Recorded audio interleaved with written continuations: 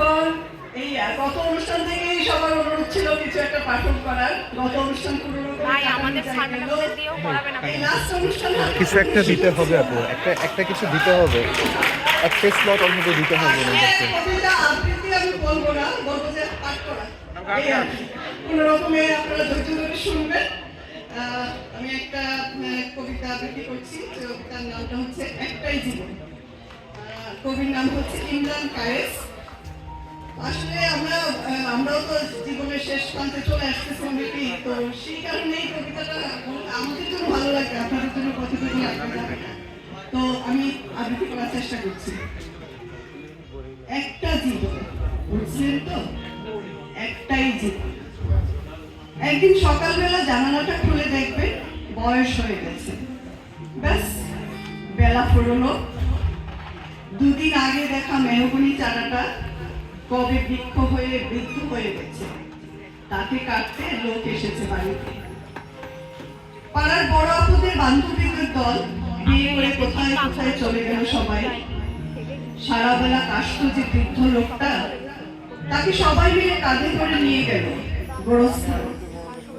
সদ্য গোপছাটা লাজুক ছেলেটা ঘর ছাড়লো, পাড়া ছাড়লো, ইউনিভার্সিটি থেকে আর ফিরলই না কোনোদিন।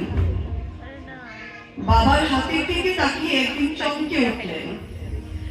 এত বয়সের ছাপ, এত কুঞ্চিত চামড়ার দল, কবে জমলো এসব? এই যেন সেদিন রাগী মানুষটা অফিস থেকে ফিরবে বলে সারা বেলা কিচকিচ করে শব্দ করে ঘুরে বেড়ানো সিলিং ফ্যানটা পর্যন্ত চুপ করে যেত। কি জাদু বলে, কি বাতাসে, কি অদ্ভুত মায়ায় এভাবেই নরম মোমের মতো গলে যায় দিন। একটাই জীবন, বুঝলেন, তার আর ফিরে আসা নেই, নেই দ্বিতীয় যাপন, নেই আর কোনো সুযোগ। দয়া করে বাঁচুন, ঘুরুন, বন্ধু হোক। দার্জিলিং এর মেঘে বসুন এক সন্ধ্যায়, কাঞ্চনজঙ্ঘায় রাখুন চোখ।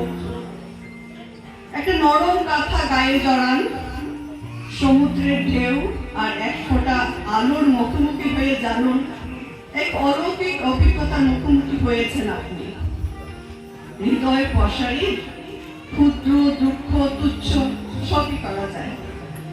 একটাই জীবন, বুঝলেন তো, একটাই জীবন। ধন্যবাদ সবাইকে। Thank you madam.